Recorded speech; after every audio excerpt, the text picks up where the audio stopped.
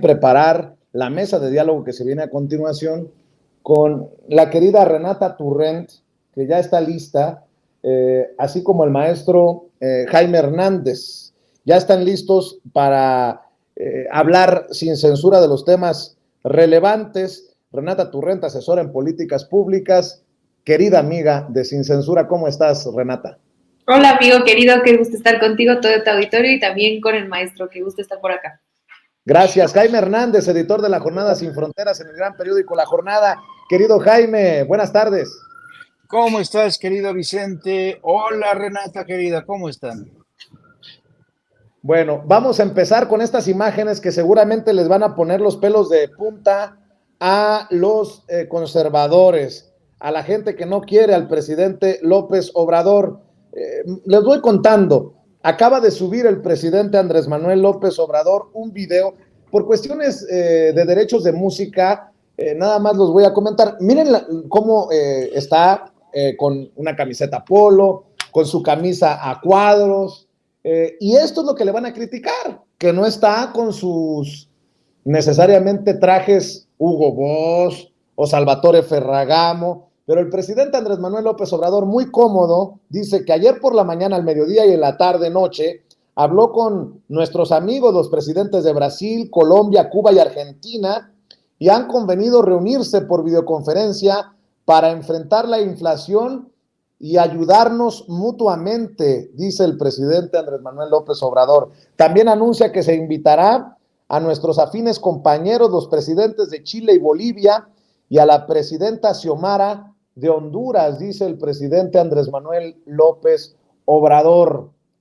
Si lo critican por andar jugando béisbol, ahora imagínense qué dirán esos conservadores, porque el presidente anda cómodo en su oficina hablando con sus amigos, los líderes de otros países. Pero bueno, le duela a quien le duela, le pese a quien le pese, mi querida Renata. Creo que hay muchas noticias que compartir precisamente en temas económicos, ¿no? ¿Qué decían del presidente? No, hombre, tiene broncas con los empresarios. Pues el más importante del mundo ya anunció que pondrá su planta de ensambladora de autos de Tesla en nuestro país, y así sucesivamente. Por cierto, el peso ya bajó de los 18 por unidad frente al dólar. Nada más pregunto porque ayer por la noche andaba como en 18.09 frente al dólar.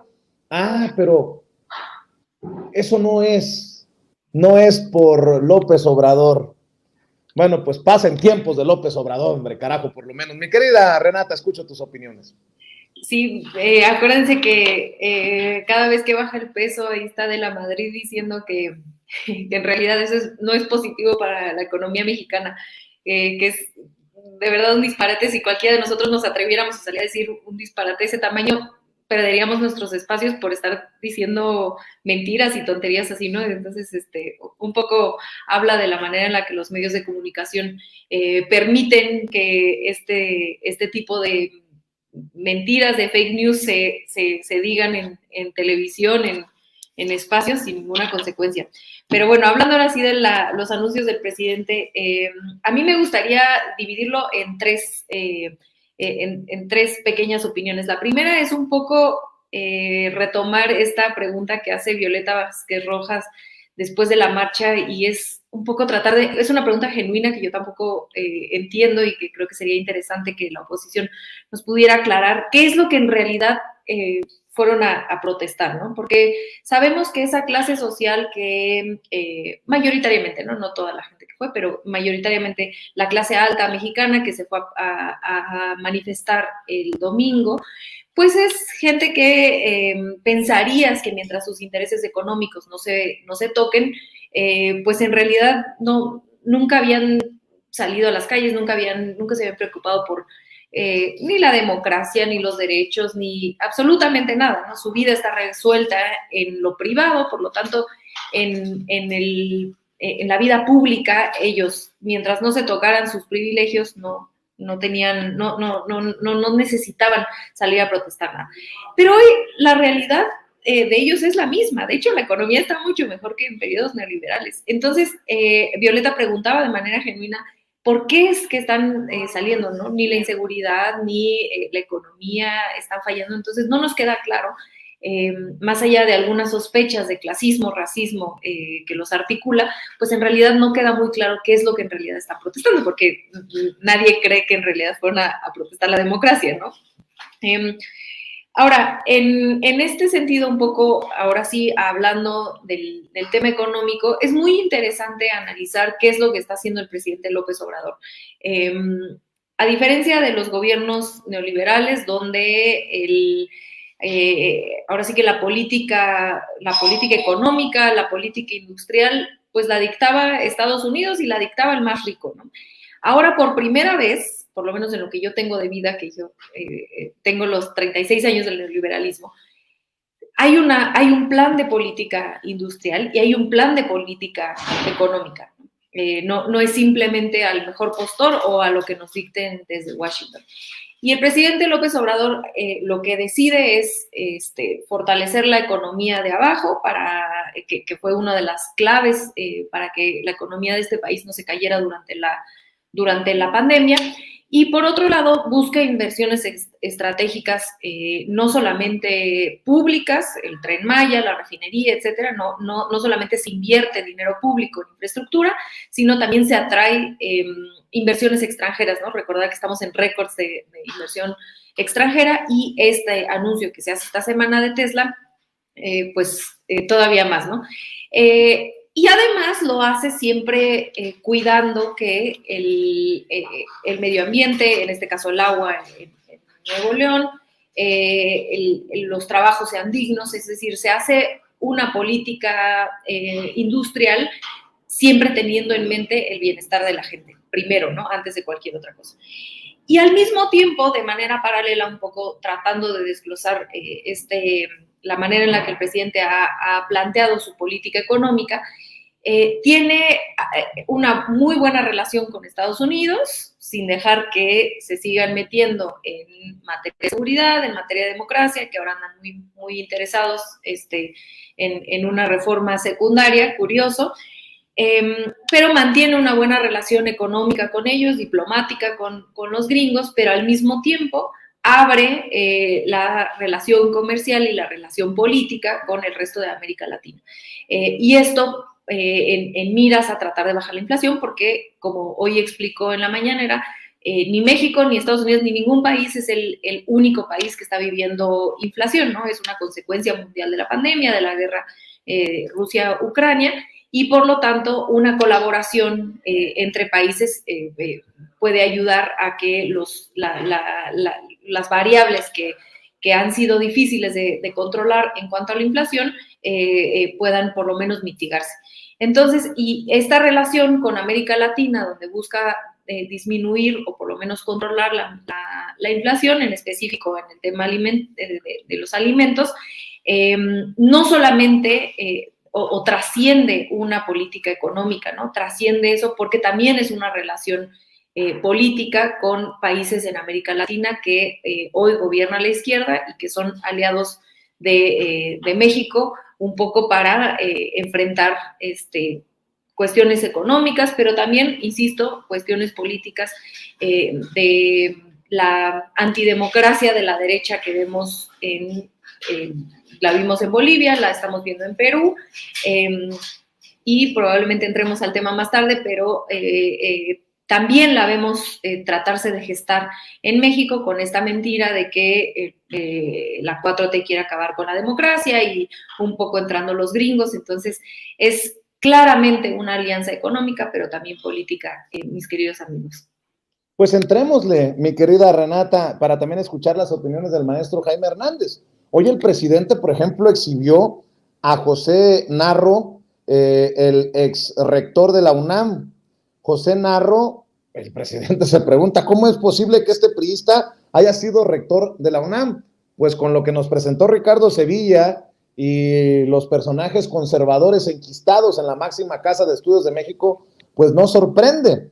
Y bueno, pues es que hasta de risa loca, Jaime, que digan que el presidente Andrés Manuel López Obrador va contra la democracia, cuando Vicente Fox en su momento, y lo ha dicho el presidente una y otra vez, qué bueno que por fin Jesús Ramírez Cuevas, el vocero presidencial, encontró el fragmento en donde Rubén Luengas, cuando nos llevábamos bien, Rubén Luengas retomaba aquel fragmento de la entrevista que me concede en Chicago cuando yo trabajaba en Telemundo Vicente Fox, y admite que metió la mano para que no llegara Andrés Manuel López Obrador a la presidencia. Ese chamacón sin canas, sin arrugas, más delgado, sí, es Vicente Serrano.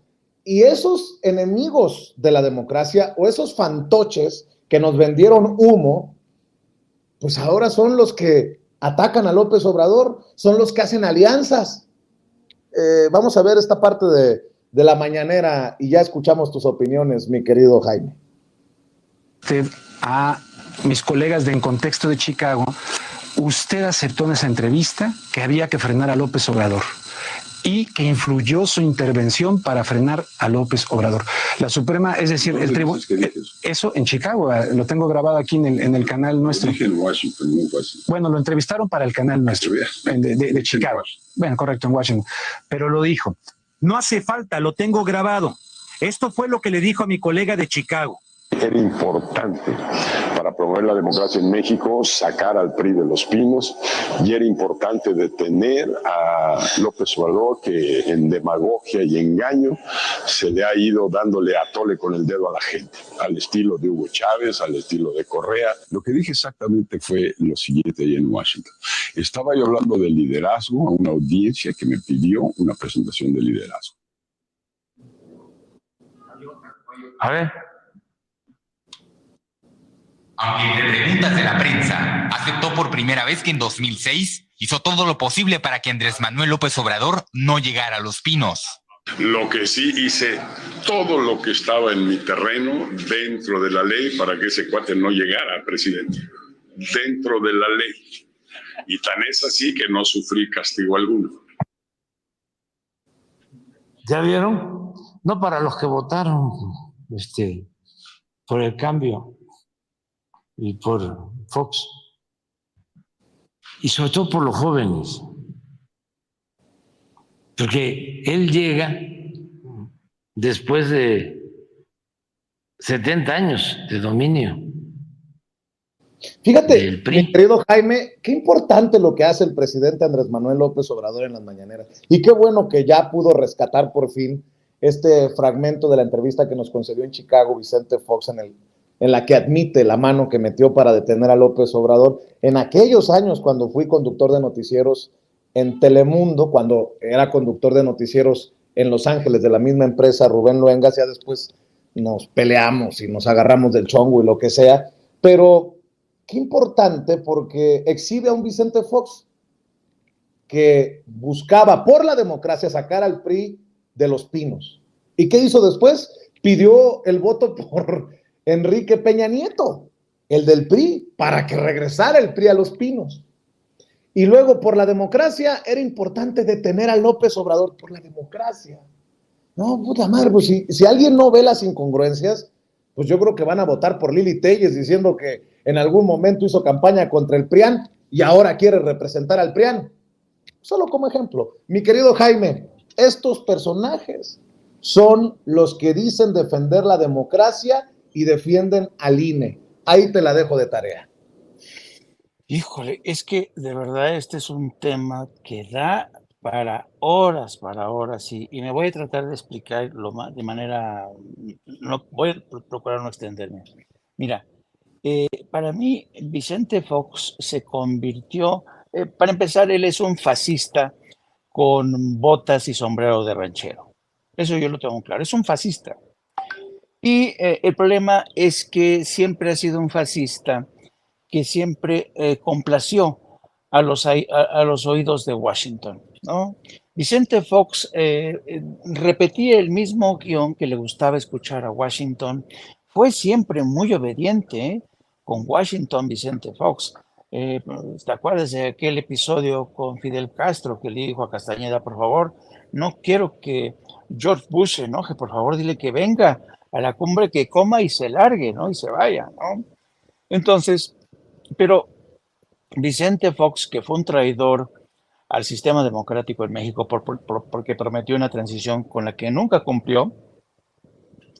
Además, se convirtió en una especie de hacendado de ese rancho que él consideraba su rancho México. Y en muchos sentidos, ese hacendado cumplía todos los requisitos para regir ese territorio mexicano bajo la mirada del Departamento de Estado de Estados Unidos. Vicente Fox, en muchos sentidos, se convirtió en esa promesa de transición a la democracia que sonaba muy bien, no solamente para los mexicanos, sino que sonaba sobre todo muy bien para Washington. Washington le dio su bendición. Y como tú bien mencionas, cuando Vicente Fox quiere y luego iniciar el retorno del PRI, Washington siempre ha tenido esta mentalidad, este esquema mental de que México tendría que ser bipartidista, como es el caso de Estados Unidos, PRI y PAN, y que se vayan alternando en el poder, ¿no? Cuando estaba en la contienda electoral, eh, Enrique Peña Nieto, yo recuerdo que entrevisté al subsecretario de Estado para el Hemisferio Occidental y yo le preguntaba entonces al subsecretario si acaso confiaba en Enrique Peña Nieto para regresar a la presidencia de México. Le pregunté, ¿considera usted que el PRI realmente ya hizo su travesía por el desierto? ¿Considera usted que el PRI ya no es el dinosaurio que solía ser? Y me contestó, no, yo sí creo que Enrique Peña Nieto representa a una nueva generación del PRI, más democrática, más honesta, más joven. Y evidentemente, ¿qué resultó? Pues resultó un desastre. Resulta que esta promesa de cambio al interior del PRI, pues era más de lo mismo, incluso mucho más corrupta, ¿no? Entonces, en Washington siempre han visto y siempre vieron a Andrés Manuel López Obrador como una amenaza y por eso les caía muy bien el discurso de Vicente Fox, el presidente más ignorante que ha tenido en toda su historia México. Es un hombre que ni siquiera sabe escribir, es un antidemócrata, es un ladrón, es un fascista que hizo todo lo posible por impedir la llegada de Andrés Manuel López Obrador. Vicente Fox era el hombre que en cenas de gala en Washington prometía que iba a subirse en un caballo y dirigirse directamente hacia Venezuela para derrocar a Hugo Chávez. Ese era Vicente Fox, era, digamos, un cruzado de la causa a la derecha que le caía muy bien a Washington, pero, insisto, decepcionó, engañó. Él dice que López Obrador se le ha pasado engañando a todo mundo con su demagogia. ¿Y qué decir de este hombre que engañó a todo mundo? Incluso hubo gente, yo me acuerdo, en medio de intensos debates, que me decían, no, no, no, Vicente Fox realmente va a cumplir su promesa de la transición. Y uno decía, pues vamos a ver, ¿no? Sobre todo, por ejemplo, en el ámbito de los medios de comunicación. Pero resulta ser que cuando llega Fox ni hay proceso de transición, destruye medios de comunicación, como pasó con la cooperativa de Excelsior, impone a su gente, el actual director de Excelsior, por ejemplo, pues es gente de Fox y de Martita Sagún. Yo me acuerdo con este Pascal Beltrán del Río, iba como el llavero de Vicente Fox cuando iba a sus giras a Nueva York, ahí lo llevaba como su llavero que le cubría sus discursos. Entonces, este hombre realmente no tiene ningún tipo de autoridad moral, porque yo creo que, y lo peor de todo, ¿sabes qué? Es que no se ha dado cuenta que México ha cambiado completamente de piel, las cosas han cambiado mucho en México, su voz ya no es escuchada casi por nadie, y se repite, aunque se repita hasta la saciedad en marchas, en mítines como las que vimos el pasado domingo. Y yo creo que la presencia constante de Fox, lejos de ayudar a una oposición sin rumbo, sin líderes serios, con fuste intelectual, con fuste político, está haciendo un flaco daño. Y el problema con Vicente Fox es lo mismo que pasa con Vicente Fox. Se han convertido, después de dejar la presidencia, en títeres de esta extrema derecha, esta derecha mundial. Calderón y Fox, Que, ¿te refieres a Calderón y Fox? exacto, perdón, no sé si dije otra cosa. Sí, mencionabas a Fox 2 veces, pero me imagino que te referías a Calderón, que se la pasa pisteando con los ultraconservadores como Aznar allá en España. Exactamente. Entonces estos dos hombres se han convertido en títeres de esta extrema derecha que busca de cualquier manera descarrilar cualquier posibilidad que Morena mantenga la presidencia. Lo dijo el propio Calderón en su participación hace 4 años en la Fundación Internacional Conservadora en Madrid, que auspicia a Mario Vargas Llosa. Él hablaba de que si la izquierda se la pasaba conspirando en el foro de Sao Paulo, la derecha tenía su derecho a conspirar para ir contra estos monstruos, porque dijo, nosotros no somos como el Quijote que combatió molinos de viento. Dice, nosotros combatimos a verdaderos monstruos, refiriéndose a Andrés Manuel López Obrador, refiriéndose a Gustavo Petro, refiriéndose a Lula da Silva, por ejemplo. Así es, mi querido Jaime, y precisamente en este entorno, las opiniones de los consejeros que ya se van, mi querida Renata. Ciro Murayama, llegó la hora de la corte, nos toca activarnos ahora mismo. Así comparte Ciro Murayama en sus redes. La Constitución dice que el secretario ejecutivo del INE es designado por su Consejo General. El Plan B cesó hoy a Edmundo Jacobo, violando la Carta Magna. El INE ya acudió al Tribunal Electoral del Poder Judicial de la Federación para revertir la invasión a su autonomía, dice Ciro Murayama. Por cierto, no deberíamos de sorprendernos si la Corte Suprema de Justicia de la Nación le da por su lado al INE, pues porque hemos señalado una y otra vez el camino que ha tomado con Norma Piña, la actual presidenta de la Suprema, el Poder Judicial. Y bueno, en ese sentido, el lloriqueo por este personaje que se pasó 14 años como secretario ejecutivo, y hace unos minutos exhibíamos el llanto de, perdón que me da risa, de Patricia Mercado, la senadora de Movimiento Ciudadano, porque el señor Edmundo Jacobo fue cesado. Échamelo otra vez, David, para que nos comente de aquí en adelante también Renata. Mandarle un saludo a Edmundo Jacobo, que ha sido el secretario ejecutivo, un funcionario ejemplar en el Instituto Nacional Electoral, perdón.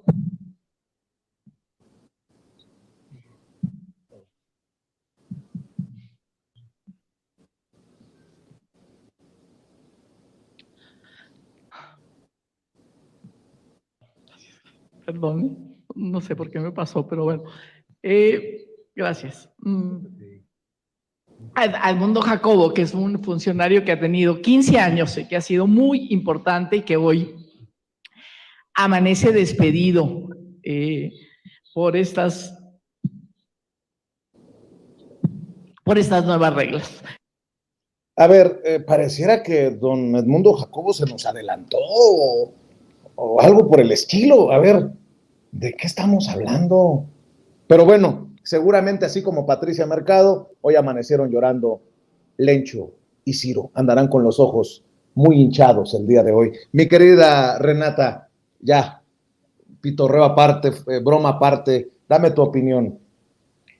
Bueno, yo sí espero que la senadora haya estado actuando, porque si no, verdaderamente no me queda muy claro como pues ese show que armó y por qué lloraría. No, probablemente se va a ir con con millones, me atrevo a decir, millones de pesos del INE, después de haber estado ahí 15 años cobrando mucho más que el presidente. Y no olvidar que este señor que hoy se va, Edmundo Jacobo, fue el que estaba en la llamada de Lorenzo Córdoba, esa famosa llamada racista donde se burlaba un ciudadano, ¿no? No se nos olvide, él era y fue partícipe y le dio cuerda, y si bien las declaraciones graves fueron por parte del consejero Lorenzo Córdoba, pues él es su amigo y con el que estaba hablando, ¿no? A ver, a mí lo que me gustaría decir en esta respuesta son quizá en dos fases. La primera es este desnudo que hacen los conservadores, ahora sí que de todos los partidos y todas esas instituciones donde se lograron enquistar muchos de estos cuadros de la derecha, como Lorenzo Córdoba, como Ciro Murayama, etcétera, y de repente, conforme avanza la transformación, cada vez se desnudan más de esa defensa férrea que tienen por sus privilegios, ¿no? Es tan obvio el hecho de que no están defendiendo una causa, no están defendiendo derechos, lo que decía yo en mi intervención anterior, sino están defendiendo privilegios y están defendiendo compadres que tenían ahí cobrando dinero público como si fuéramos el país más rico del mundo, ¿no? Es una vergüenza los sueldos que tienen en los altos mandos del INE, y el de este señor Edmundo Jacobo pues no es la excepción. A mí me hace pensar que todo este show que se está armando alrededor de Edmundo Jacobo, lo que veíamos ahorita de la senadora, vemos que Edmundo Jacobo está en un tour de los medios de comunicación, pues los que ya se imaginarán, los de la derecha, anda haciendo tour hoy para decir que otra vez esta misma cantaleta, que el presidente López Obrador está en contra de la democracia, que se están violando, que se está acabando con la democracia, etcétera, sin presentar en realidad ninguna prueba de estos dichos. A mí no me sorprendería que Edmundo Jacobo acabara convirtiéndose en uno de los personajes que surgen en esta búsqueda de un líder de parte de la oposición. Yo siempre creí que Lorenzo Córdoba habría sido un buen candidato para la oposición porque los representa muy bien, ¿no?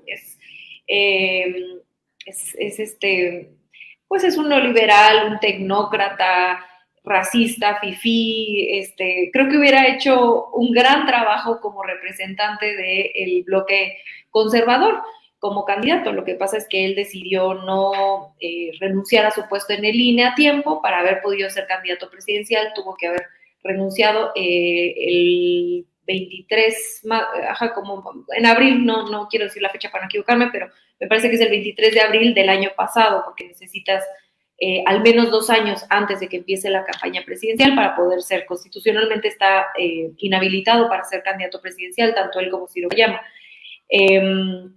Pero yo creo que cometió un error político. Yo creo que no se dio cuenta que él podría haber sido quien aglomeraba a estas demandas falsas estas falsas demandas por parte de la oposición, y que sí encapsula toda esta esencia de ese conservadurismo en México. Pero creo que Edmundo Jacobo, haciendo la oposición usándolo como una víctima del sistema opresor y del, si no me están viendo, estoy haciendo comillas, del gobierno de López Obrador, podría, no sé si le alcance para construir una figura pública de tal magnitud como para encabezar el esfuerzo opositor, pero sí definitivamente lo van a usar, como ya usaron a Beatriz Pajés, como ya usaron a De Cosío, como tratan de usar a estos ciudadanos supuestamente apartidistas ciudadanos, que de apartidistas y ciudadanos tienen lo mismo que yo, o sea, nada, y tratar de construir esta falsa narrativa de que en realidad ellos representan a la sociedad civil, que en realidad ellos representan a la sociedad mexicana, a los ciudadanos, y de esa manera poder mantener esta efervescencia que les causó esta marcha este meeting que hicieron el domingo, un poco estirarlo a más largo plazo, ¿no? Porque una vez que los consejeros Murayama y Córdoba se vayan de sus puestos en abril, en realidad es que sí pierden dos piezas políticas importantes dentro del instituto para lograr articular esta única causa que los ha logrado articular después de 4 años de gobierno del presidente López Obrador. Entonces sí creo que podemos esperar que hacia adelante usen o traten de usar, habrá que ver qué tan carismático logra ser, qué tanto logra conectar, e insisto, no estoy diciendo que lo van a poner de candidato presidencial necesariamente, pero sí como una figura política de la oposición que representa la tecnocracia, el apartidismo, etcétera, dado que sus cuadros políticos partidistas están totalmente desprestigiados y muchos de ellos incluso pues con por lo menos esperaríamos investigaciones que tendrían que tener por parte de la Fiscalía por delitos y crímenes que probablemente hicieron en sexenios pasados, como lo hizo Calderón, muy probablemente. Y por último, como bien mencionas, creo que el ojo, al final de cuentas, creo que esto es una valoración política que se puede hacer sobre la estrategia de la oposición y de cómo posicionan a diferentes personajes para poder mantener ese mensaje de la defensa del INE a más largo plazo, pero creo que los ojos en realidad deben estar, los ojos de todos nosotros deben estar ni siquiera en ellos, sino en, como bien tú dices, en el Poder Judicial, que a partir de la entrada de la ministra Piña se ha convertido en el operador del crimen organizado y el crimen de cuello blanco de este país, ¿no? Ayer un juez o jueza, ya no me acuerdo si fue juez o jueza, hace esta movida a favor de Cabeza de Vaca. Vimos lo de la esposa de Genaro García Luna a los 30 minutos de que lo habían declarado culpable. 30 minutos después le descongelan las cuentas por esta jurisprudencia que hizo Medina Mora, el ministro que fue colaborador cercano, ahí no hablaban de separación de poderes, ¿no? Cuando estaba el ministro Medina Mora con Calderón, es esta jurisprudencia que hace Medina Mora para que se puedan descongelar las cuentas de un presunto criminal que está en un juicio en Estados Unidos o en otro país, a menos que el país extranjero le pida a México que no descongelen las cuentas. Imagínense eso, es que vale la pena de verdad analizarlo. Imagínense a lo que llegó la descomposición en la que está el Poder Judicial. Que un país extranjero nos tenga que venir a decir a nosotros si podemos o no podemos descongelar una cuenta. Imagínense, es que es gravísima la injerencia, es gravísima la corrupción a lo que llegó el Poder Judicial en este país y a lo que sigue llegando hoy con la ministra Piña, y sinceramente no me sorprendería que, dado que, insisto, y con esto cierro, pierde la oposición 2 piezas en puestos institucionales importantes, como es el INE, el consejero presidente y el consejero Murayama, se van en abril, no pueden ser candidatos a la presidencia ninguno de los dos, y no me sorprendería que se muden a una estrategia que de por sí ya llevaban tiempo judicializando la política con sus amparos, con que no querían ganar menos, el Tren Maya, todo lo han querido judicializar. No me sorprendería que ahora sus balas se vayan hacia el Poder Judicial. Ahora sí que ahora se van a mover a decir que el Poder Judicial no se toca, y desde ahí tratar de seguir operando políticamente. Mi humilde opinión, mis queridos amigos. Bien hemos dicho, y creo que el tiempo nos está dando la razón, que lo peor estaba por venir, y ahora se vienen las cosas pesadas, con un Poder Judicial que creo que es evidente que no está necesariamente a favor de los intereses de la Cuarta Transformación, no está a favor de la justicia para todos en nuestro país, salvo que tú veas otra cosa, mi querido Jaime. No, yo coincido mucho con el análisis de Renata.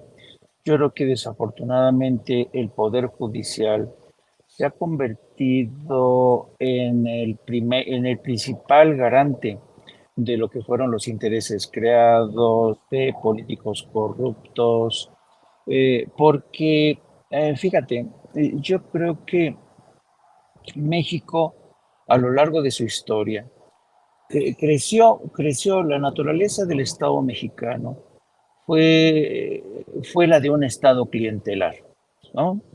Un Estado que tenía múltiples clientes, porque necesitaba, pues era un Estado naciente, que necesitaba el respaldo desde múltiples frentes del ejército, del aparato judicial, de los medios de comunicación, de partidos políticos. Entonces, el Estado mexicano nace como con la vocación de un Estado clientelar, porque tiene que preservar muchos de los intereses y los privilegios de esa oligarquía que nos viene desde la época de Porfirio Díaz.